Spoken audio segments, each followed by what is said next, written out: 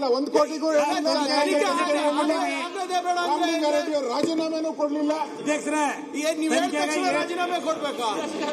ತನಿಖೆ ಬರ್ಬೇಕು. ಆತ್ಮಪೂರ್ತಿಯಾಗಿ ಅವ್ರು ಹೇಳ್ಬಿಟ್ಟು ಕೊಟ್ಬಿಡಿ. ಅವ್ರು ಹೇಳಲ್ಲ. ಅವರು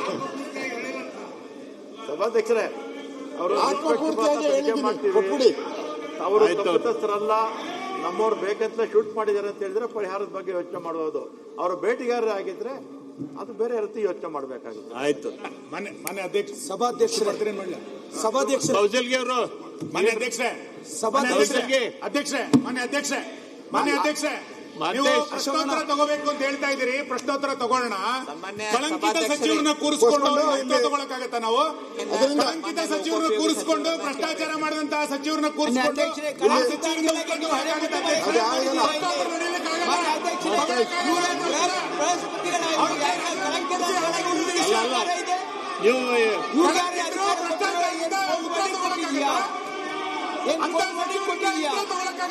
ನೋಟಿಸ್ ಕೊಡ್ತೀರಾ? ಏನು ಇದಕ್ಕೆ ನಿಯಮ ಏನಿಲ್ಲ ಇಲ್ವಾ? ಅಂತ ಸಚಿವರನ್ನ ಇಟ್ಕೊಂಡು ಭ್ರಷ್ಟಾಚಾರ ನಡೆಸಿದ್ರೆ ಹೆಂಗ್ ನಡೆಯಕ್ಕಾಗತ್ತೆ? ಈ ತರ ಸದನ ಹೆಂಗ್ ನಡೆಸಬೇಕಾಗುತ್ತೆ? ನೀವು ಹೇಳ್ರಿ ವಿರೋಧ ಪಕ್ಷರೇ, ಭ್ರಷ್ಟಾಚಾರ ಸರ್ಕಾರದ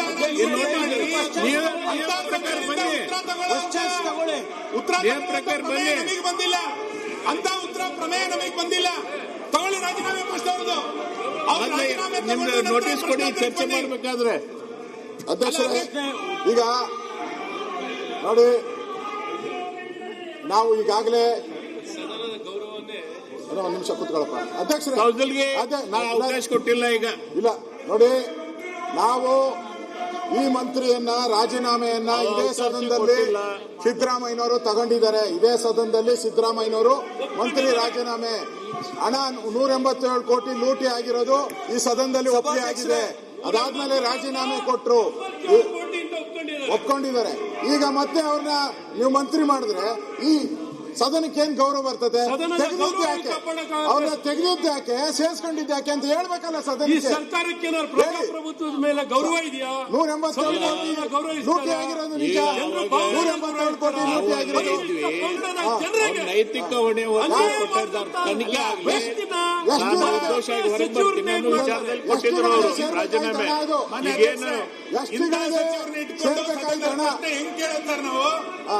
ಈ ಸದನ ಇಲ್ಲ, ಸದನ ನಡೆಯಕ್ಕೆ ಬಿಡಲ್ಲ, ಸದನ ನಡೆಯಕ್ಕೆ ಬಿಡಲ್ಲ ನಾವು ಯಾವುದೇ ಕಾರಣಕ್ಕೂ. ಹಾಗಾಗಿ ಈ ಸಚಿವರನ್ನ ಸನ್ಮಾನ್ಯ ನಾಗೇಂದ್ರ ಅವರನ್ನ ಮುಖ್ಯಮಂತ್ರಿಗಳು ಈ ತಕ್ಷಣ ಅವ್ರನ್ನ ವಜಾ ಮಾಡಬೇಕು. ವಜಾ ಮಾಡೋರ್ಗೂ ಯಾವುದೇ ಕಲ್ಲಪ್ಪಗಳು ನಡಿಬಾರದು.